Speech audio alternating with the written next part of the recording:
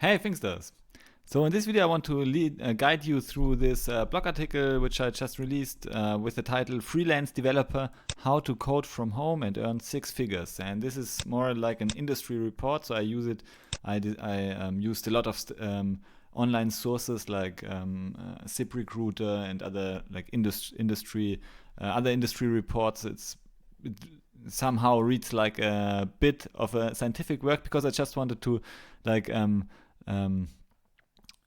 I want to make it very helpful to you if you consider become a freelance developer. Okay, so this is like uh, first of all, it's very important that you are properly motivated if you attempt to do anything. Like if, for example, if you want to become a freelance developer and earn six figures, you need to create your online coding business, and you won't do it if you are not properly motivated. Yeah, so motivation is really king. So I always found that at university when I studied computer science, the professors who focused their teaching effort on motivating the students, they actually achieved most with the students, because if the student is properly motivated, it's easy to learn. Yeah? Like a motivated student will always um, like try to remember things, try to learn as much as possible.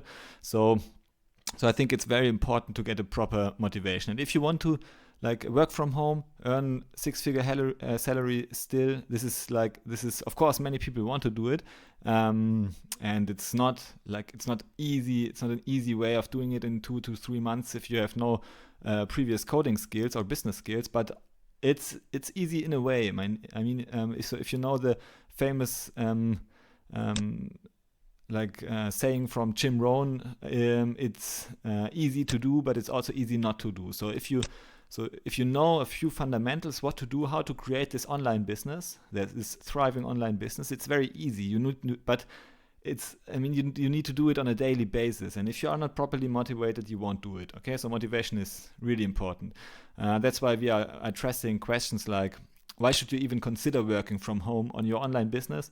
What are some advantages? And then I also want to give the full pictures, like what are the disadvantages of being a freelance developer working from home, and what can you expect to happen after you decided not to follow the herd by working for a big corporation or the government. So this is what everyone is doing, and actually I've created my really thriving online business in less than 2 years, and I reached a lot of success, and I love working from home. Basically, I'm not working from home all the time. I meet a lot of partners and employees and other freelancers who are working for Thinkster, for my online coding company, and but I love it. Actually, I didn't follow the herd after my doctoral research time. Like after I finished a doctor in computer science, I didn't want to work for a big corporation. I just wanted to try this thing out, and I love it. Actually, it has been the best decision of my life. And so I want to share with you a few of my insights, and I hope this will turn out to be useful for you. Good. So I want to answer these questions for you. So let's dive right into it. The first title of the first subtitle is the workforce disruption of the 21st century. So this is a really high level view on the job market. And if you dive into the big trends in the job market, it becomes more and more evident that freelancing is one of the most suitable ways of organizing, managing, and delivering talents today in the globalized economy in the 21st century. And it will become much, much more important over time. So the more time passes, this is at least my estimate, the more important it will become to so say you are a small business owner and you need to get some work done, like editing an ebook project or so. So there are two options for you now. I mean, you can either, or actually three options. You can do it yourself, but I guess that if you're a small business owner, you are very busy with your business. You cannot do everything yourself. And even if you could, maybe you are a bad editor. Maybe even if you edit your own text, this is, the success perspective of this is very limited. I mean, you cannot really edit your own text. I mean, you can do it, but you will quickly converge and you cannot improve a text. So you need to have some external view. So what do you do actually? I mean, there are two options. Basically, you can hire an employee for this project, like a full-fledged, full-time or part-time employee who is working like fixed number of hours and he has maybe limited contracts or unlimited contract even working for your company. Or you can go to a freelance platform and hire the best editor you can get for a fair price. So what would you do? And I mean, to you the answer may be obvious. Yeah, to me it's obvious. I would hire the freelancer, obviously, because it's really easy to do. The barrier is really low, and so I would quickly hire an editor, pay him maybe a few $100, and then he will edit my ebook, and I have a much better ebook.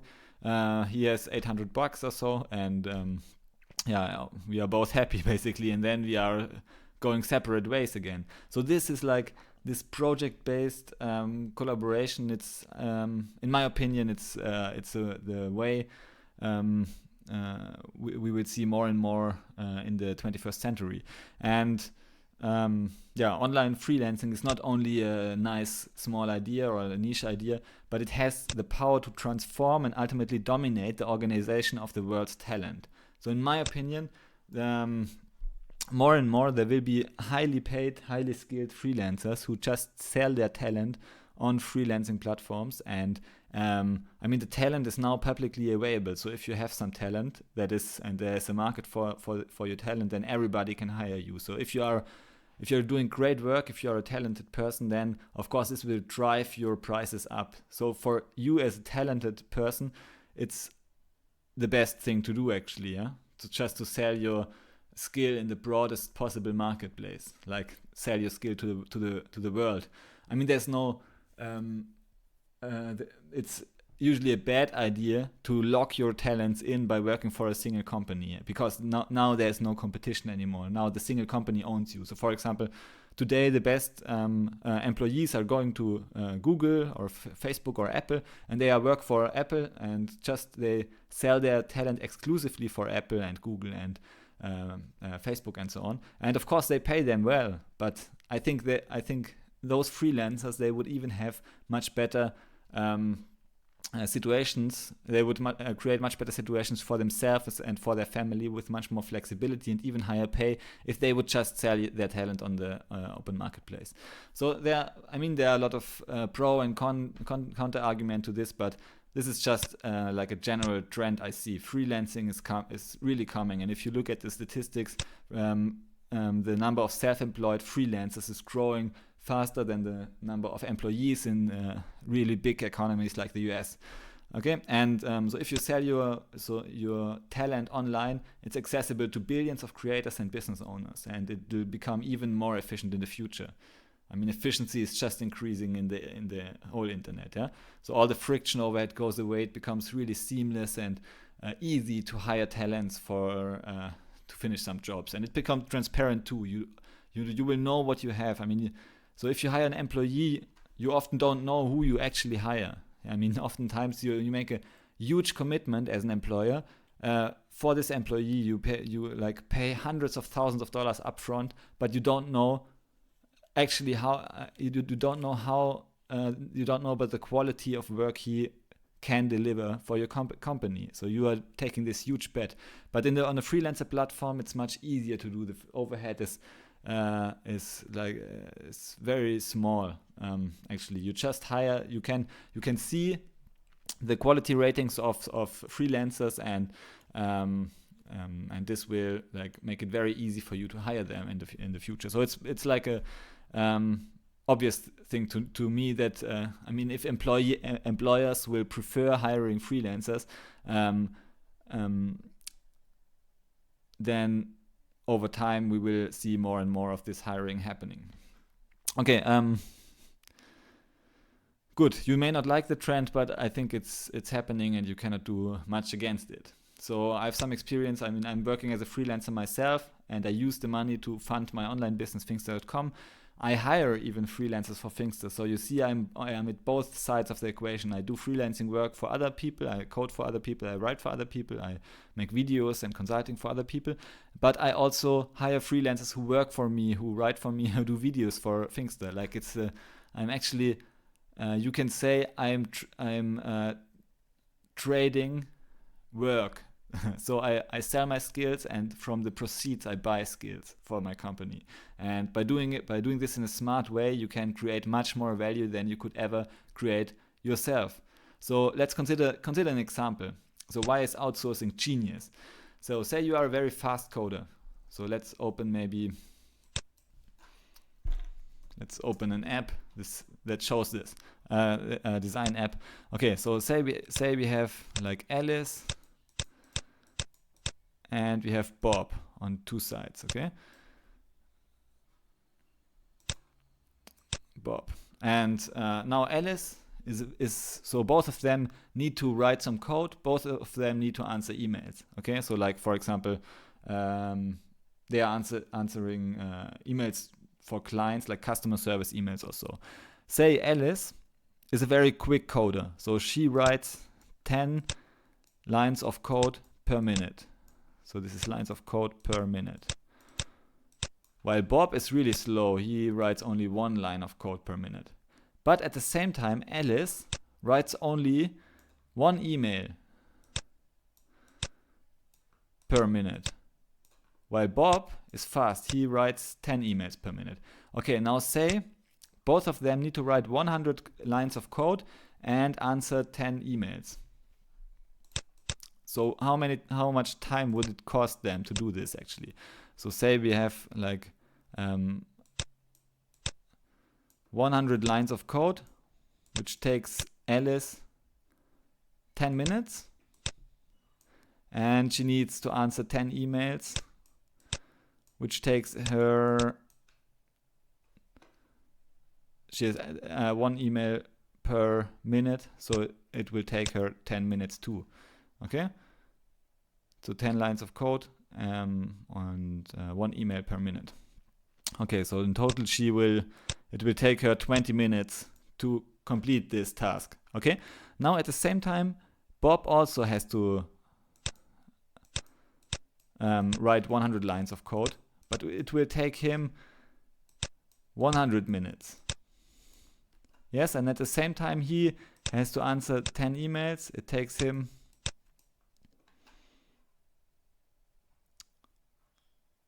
So let's make this 100. Okay, so both of them have to write 100 lines of code and 100 emails. Okay, so now in this case we will have this distribution, and here he has to write 100 emails, which will take him only 10 minutes because he writes 10 emails per minute.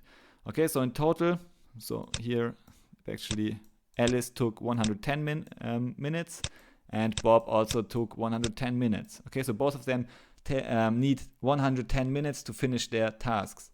Okay, but what if they hire each other? Okay, so what happens if Alice basically writes not 100 lines of code but 200 lines of code? How long will it take her? I mean, she writes 10 lines of code per minute, so it will take her 20 minutes to write 200 lines of code. Okay, so she codes for Bob. She just does the work for Bob. And at the same time, Bob, he doesn't have to code. Yeah, he's a slow coder, but he has bought Alice's skill, so he pays Alice to write the code, and he himself is only answering the emails. Okay, so he will answer 200 emails, his own and Alice's emails, and it will take him 20 minutes too. Okay, so in this case, if you calculate 20 plus 20 together, it took them 40 minutes of work power to finish the task. And if you compare it to the previous situation where both of them need to invest 110 minutes of time to finish their task. Okay, so in total they needed 220 minutes to finish the task. So if you compare these two numbers, it's obvious. Yeah. So the benefit of specialization and of outsourcing skills is obvious. There's a huge benefit for both players like Alice and Bob. Both of them do less work, so they can do less work and achieve much more. And for society, it's also better because society doesn't have to pay them stupid money for doing the tasks they cannot do efficiently. Okay, so it's a huge advantage to basically do some outsourcing, to outsource the things you are not good at. Okay, so therefore, I mean, both on the society, from the perspective of the society, freelancing is a huge industry to come in the 21st century, but also from the perspective of the individuals, hiring people, like accessing the global talent and just focusing on the things you want to do and outsourcing everything else through freelancers, for example, is the best thing you can do to create wealth for yourself and much more time for yourself at the same time. Good. So now the question is, okay, it's all great. I mean, Python free. So like freelancing, for example, you can be freelance developer. You can develop all kind of languages like in Java, C++, JavaScript, HTML for freelancing, for web services, freelancing for data science, and so on.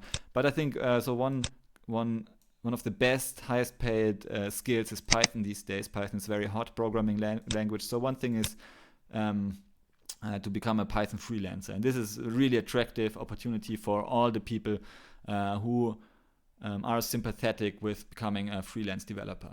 And the question is to be or not to be. So is it something for you? I mean, even if it is a trend that is coming, that is good for society and that becomes more and more dominant, the question for you is, if you are working for a company, for example, you are working as an employee, or you are thinking about, should I become a self-employed coder, or should I become an employee? The question is, so what is the most sensible approach for you? And so let's like dive into the pros and cons directly. So what are the good things of being a Python freelancer? So first of all, you are very flexible. I mean, you are flexible in time and space. For example, I'm living in a German city, Stuttgart, and rent prices are growing rapidly, and I'm not dependent on this. Actually, if I want, I can always go to a cheaper city. I don't care, actually. I mean, there are many people in Stuttgart, in my hometown, who are working for big companies like Bosch or Daimler and so on, and they are forced to stay in Stuttgart because they have their work in Stuttgart. Okay, so they need to move there even if rent prices are growing rapidly. And I mean, it's still cheap compared to other cities like London or in Silicon Valley. The rent prices are huge. I mean, this means that you need to. So if you are working for companies and you need to have the physical presence there, you need to move to those cities, which are really expensive. Where living expenses can be 10 times the expenses which you would have in other cities in industry countries, and it can be 100 times the expenses which you would have if you considered staying in like low wage countries. So it's really expensive, and the fact that it's expensive means that you have a disadvantage in the global economy. Why? Because you need to sell your services more expensively. Yeah. So because just to live in a flat and eat some food, you need to earn more money per hour. I mean, for example, you can, with $1,000 per month, you could live like a king in some cities like Myanmar or India or so, but you cannot really lead a good life in a city in Silicon Valley. I mean, $1,000 per month is just nothing. You cannot even do rent some apartments for $1,000 per month. Okay, so, and as a freelancer, you can earn dollars and pay rupees, for example, in the most extreme form. You can minimize your living expenses. You can move to rural areas and just work from there. And you can enjoy the nature and everything, have all the benefits from the rural area, but still have the benefits of the global marketplace, of the high paying job. Because companies will just not care. So if they are going to the freelancing platforms to hire some freelancer doing work for them, they just don't care where exactly the freelancer sits and where he is finishing the work. If he is finishing the work, they are happy. So this is a huge advantage. Another advantage is independence. So if you don't want to work for your boss, for example, then, I mean, being a freelancer, you have some true independence. You are not dependent from a single person, like from a single client, or every single client you can get rid if you don't want him, if you don't want to work for him. You can fire clients you don't like, and it's actually a smart thing to do, to fire the bad clients, because the bad clients will usually drain your energy and just they will require a lot of work and effort and don't pay you very well by definition because they are bad clients. So I mean, it's good to fire the bad clients, only work for the good clients, and this will it will lead to a very, very simple, easy, and minimalistic life where you are getting paid and have very fulfilled work. You like your work, actually. So I like my work. I like going to work every day. Going to work is just as easy as going from the bed to my desk and work there. It's really simple, and I love it, and I love working together with other freelancers and other partners on my online business. Good. Then you have some tax advantages as a business owner. I'm not an accountant, and you shouldn't take my advice like literally, but there are many tax laws that are beneficial for business owners. For example, you can use business expenses for investing purposes. Yeah, like you invest in your business. For example, you buy some ads, or you buy a client base on the one way or the other. Through ads, for example, you can just deduct the ads from tax, which means that if you have some credible investments for your business, which you know will pay off later, you can basically invest pre-tax. So you have some huge advantages. Yeah, like tax is the biggest expense of most people. If you can invest pre-tax, and you have some good returns in your business, like you lay down $1,000 now, and you know that in a year or so you will get $2,000 for this. And in a business, the business is full of such opportunities usually. Then you can do it pre-tax even. I mean, then you can invest your money and deduct this investment thing as an expense. So for example, if you hire another freelancer to fix your website, you know it will pay off eventually, as you attract more better clients and so on. Yeah, but in this year you can just deduct it from your expense, and so you have invested money. You will get back the money in all likelihood, and you will probably get back maybe double or triple the money you invested over time. But it's counted as a business expense. Okay, so it's a huge advantage, and over time you can accelerate your wealth creation with a business much better than you can with any employee salary. Good. Also, it will give you business expertise, obviously, because as a freelance developer, you are first and foremost a business person. Only secondary, you are a developer. I mean, of course, you offer your development services, but you also need to have some marketing expertise. You need to do taxes and stuff. So if you want to create a scalable business one time in the future, it's probably the best thing to start as a freelance developer, where you can sell your skills, do some unscalable things like selling your skills and working for clients on code, for example, to gain the business expertise, which you can then use later to create more profitable and more scalable business models, like selling online courses or so. So this is usually a very good training decision. Also, I mean, even if you cannot code now, even if you are a complete beginner, it's a good thing to become a freelance developer. It will just, your hourly rate will be very low, but you will still get jobs. And then probably if you get a job like write this and that script for web scraping, then you will get paid for this. And it will be a lot of learning for you. Of course, you will need, for example, 10 hours to create a simple script or so. But these 10 hours is like learning time. I mean, if you wouldn't invest these 2 hours into freelancing, into working for other clients, then you would invest it in your learning time, where you wouldn't get paid. Okay, so it's a paid way of learning a new programming language or learning to code. Also, this is huge. You save a lot of time in commute. So if you calculate it, like I did, for example, when I was working as a doctoral researcher, I had to commute like 1 to 2 hours every day, more than 2 hours every day, and so for 200 days a year. So this is 400 hours during a 10-year period. It's even 4,000 hours, or 2 to 4,000 hours per day, per 10-year period. I mean, if you are an average Python freelancer, as you will see later, you earn $50. This is like $200,000 even. $200,000 you are leaving on the street just being in commute.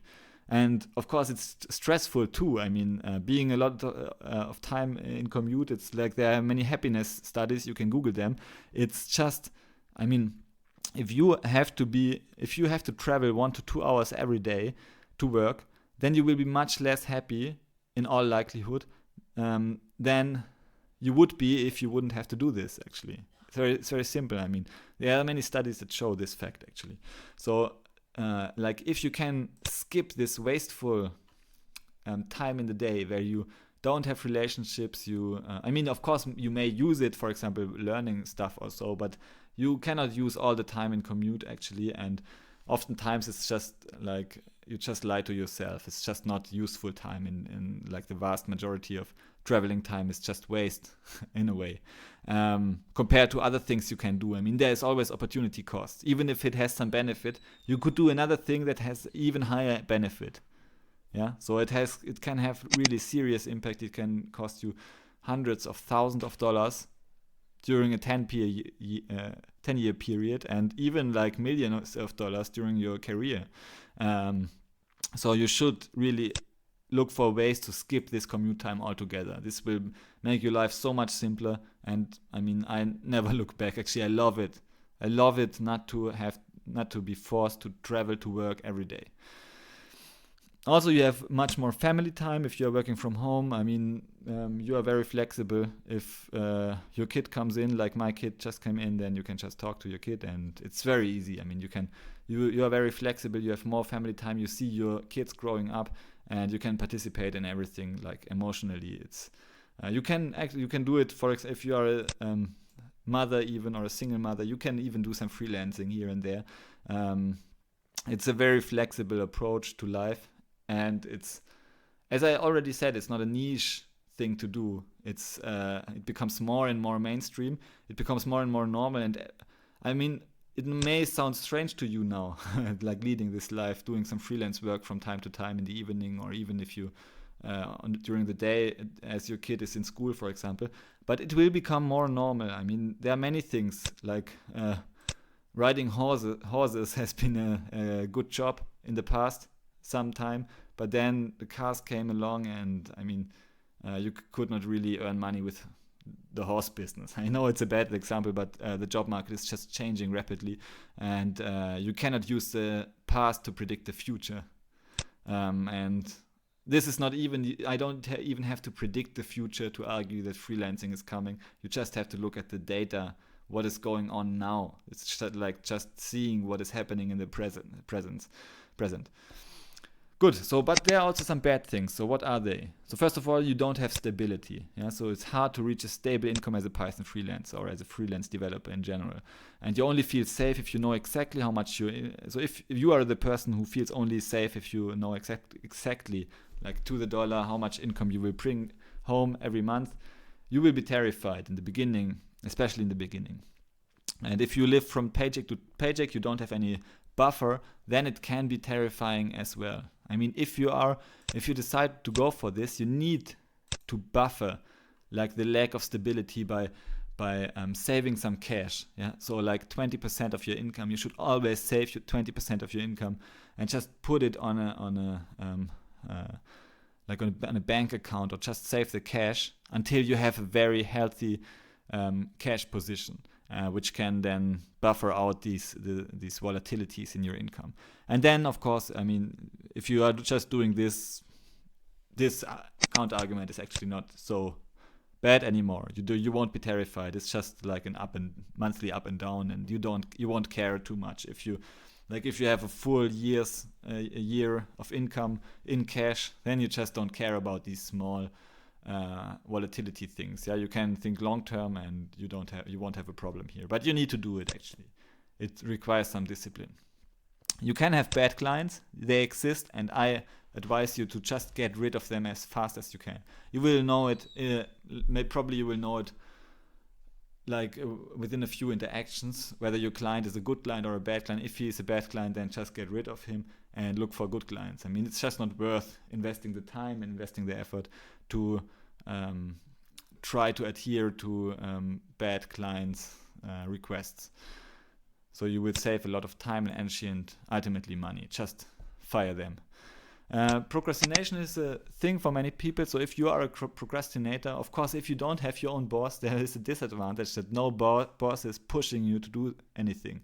So if you need your boss kicking your ass to do something, then it may not be the best idea to become a freelance developer, because I mean, at one point, if you are a procrastinator, at one point reality will come one way or the other, even if without boss, because then you won't have any money, which will be the most hefty kick in the ass you can imagine. So it's not even necessary that you have a boss. It's just the reality that will come. But if you're a procrastinator, you need to handle it. You need to learn to handle it if you're a freelance developer. Yes.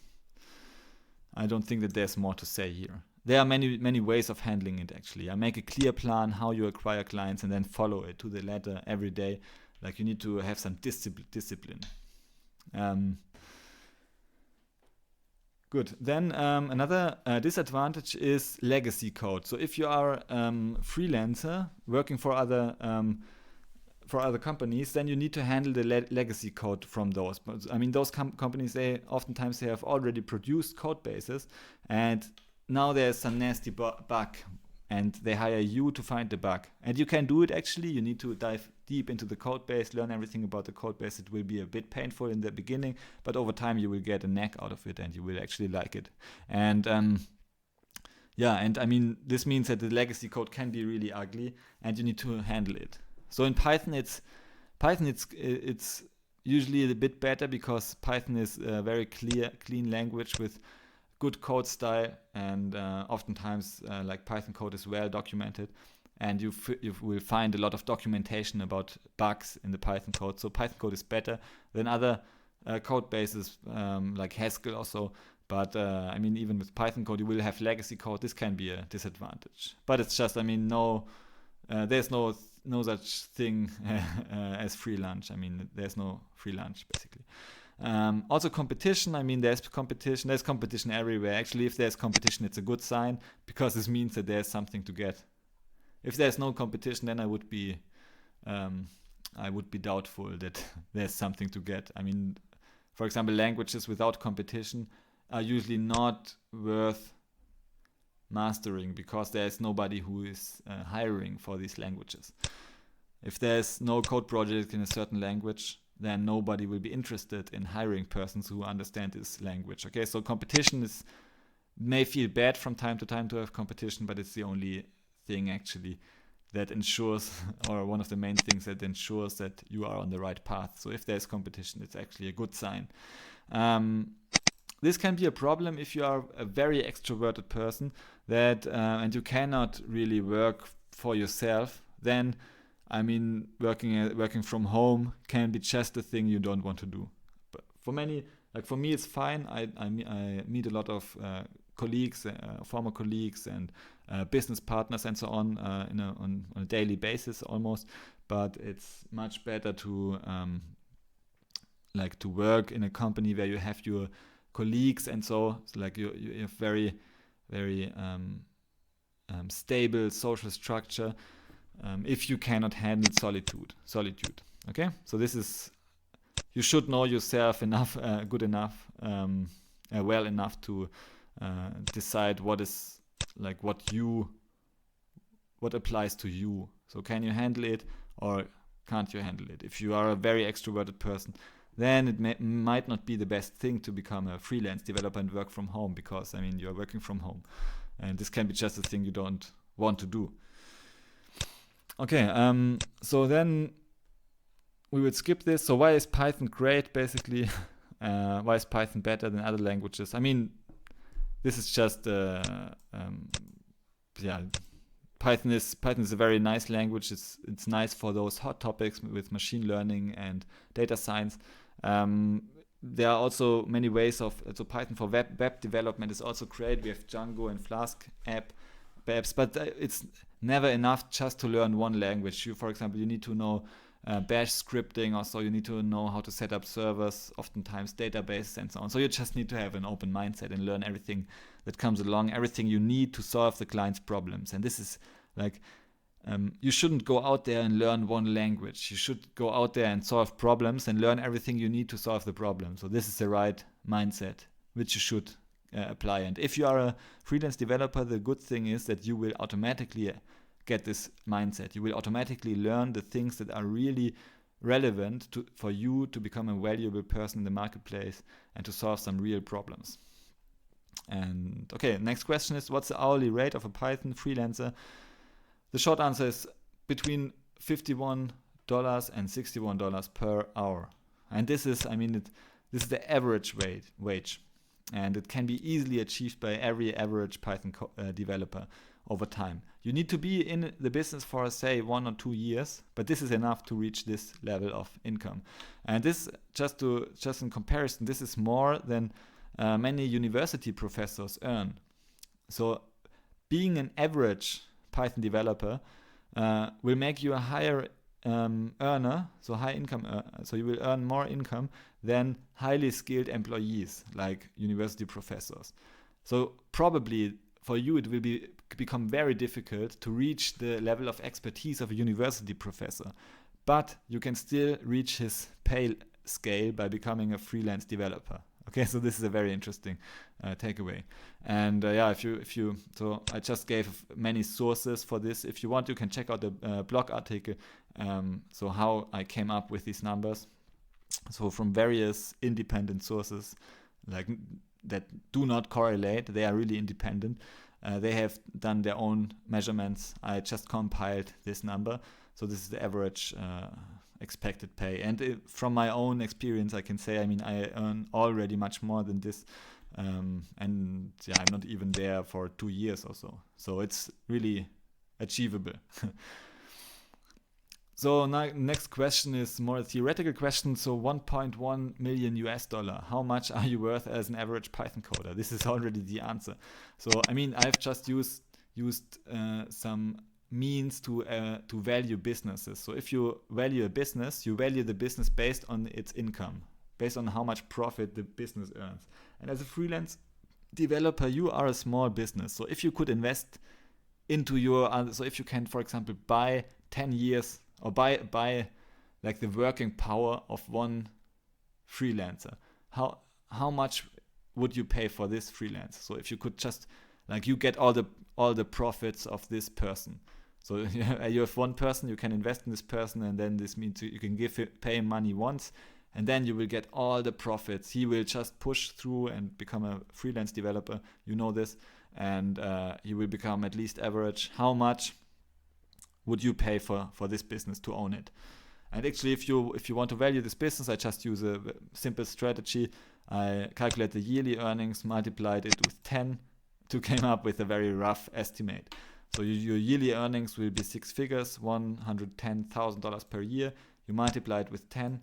So after 10 years, you would have back your investment, and then after 10 years, you will get $110,000 per year. It's a very really theoretical construct, but this is just so you know, if you learn this skill, becoming a freelance developer, you will create value. You create real value, and you will make yourself more valuable to the marketplace. And this is have this number in mind. Learning a skill can be as profitable as, for example, buying stocks worth of $1.1 million. This is your biggest asset. Your working power is your biggest asset, and your skills is how you can, increasing your skills is how you can manipulate this asset and try to increase its worth and its value. For example, there's a quote from Bill Gates. He knows because he has hired hundreds of thousands of developers over the decades. He said, a great Lethe operator commands several times the wage of an average operator, but a great writer of software code is worth 10,000 times the price of an average software writer. So if you can even increase your skills beyond average and you are getting paid proportionally, then you will get earnings that are disproportionately higher than the wages or the earnings of average software developers who are already earning 6 figures. So just so you know, this is a really profitable business to be in. And another quote from billionaire: ultimately, there's no investment that supersedes all others. Invest in yourself. Nobody can take away what you've got in yourself, and everybody has potential they haven't used yet. From Warren Buffett. Okay, so Warren Buffett, the best investor, he says that the best investment is not a stock, an individual stock, it's your skills. Okay, so if you are interested, if you want to become a freelance developer, then you can join my Python Freelancer program, and it's the world's best freelancer program. Just I give the link below. This is the link. You can join it, and if you are committed to invest 1 to 2 hours every day into your new coding business, even if it's on the side, you are working as an employee or as a student or so, if you invest 1 to 2 hours every day for a few months, then you will already see results you would never have imagined before. Okay. So, and I have created the Python Freelancer course. I've even interviewed many professional freelancers on Upwork to give all the valuable tips and advice they have to make it as simple as possible to join this high earner club. Good. So just check it out, click the link and join us. It's really worth it. It's designed to pay for itself, basically. I mean, it could be one of the best investments you have ever made in your whole life. And good. Next thing, code from home, how to be happier and earn more money. So what is the number one reason why you should consider working from home? And I would say of all these reasons I gave, the number one reason is just commute time. It's more healthy, it makes you healthier life, it makes you happier, and it will skyrocket your productivity. Because commute time is a productivity killer. It drains your energy, it drains your time reserves. You can use the time much more wisely, and just by doing this, like just working from home, skip commute time, just this thing will make it worth for you to do it. So this I experienced myself when I became self-employed. Suddenly I had less stressful days. I did some running in the nature during my workday, and doing these things, or doing just small power naps and so on, and having commute time, don't have this stress. I could focus my energy on the projects I believed in, and I didn't have to travel to work and lose all the energy already in commute. So it really, no commute time was the best thing for me. This is the number one reason. There are other reasons, but this is the number one reason why you should consider becoming self-employed and working from home. So what does it take to be a freelancer? So many people fear to take the first step towards freelance development, and they are hesitant because they believe that they don't have enough knowledge, skill, or expertise. And this is far from the truth. If anything else, it's a limiting belief that harms your ability to make progress towards your dream life. So you should just know, you need only one thing to become a freelancer in any field. You need to be a human being. Everything else, you can learn. You need to have communication skills. It's the most important skills. It's more important than technical skills. You need to have technical skills too, and it will help you on the way. And you can always, you already know your skills you have are valuable for the marketplace. There are projects where your skills are enough to solve them. Sometimes it's just putting in the effort. You don't need a lot of skills to solve some problems, just crawling the web and finding some things or so. It doesn't take skills. It just takes effort.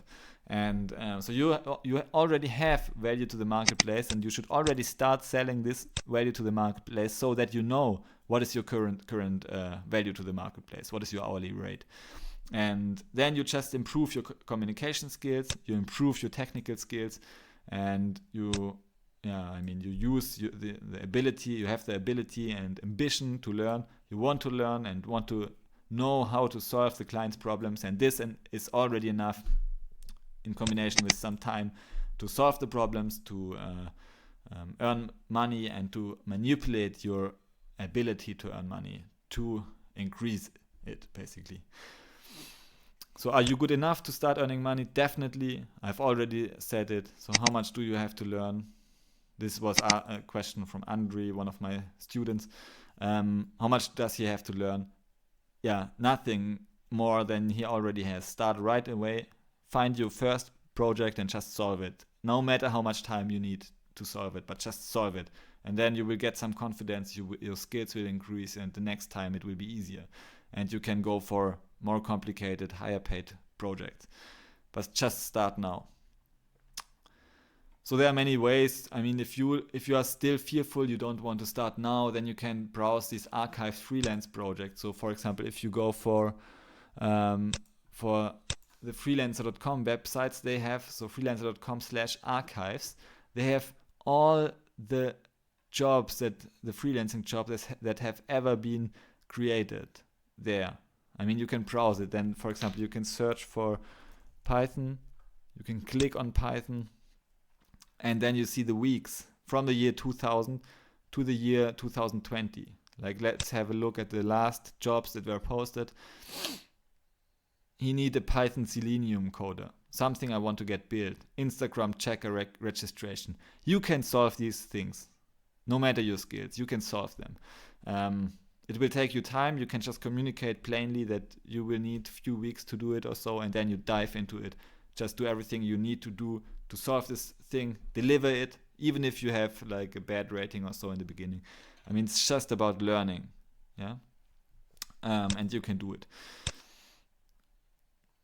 And even, I mean, you can use these projects. You can use these projects for learning. I mean, if you are not confident enough, then just take a project, solve it offline, and yeah, just throw it away after you solved it, basically. Yeah, just it will give you confidence that you can do it. And you should invest like 70% of your learning time finishing these practical projects. So first select the projects and then finish the project.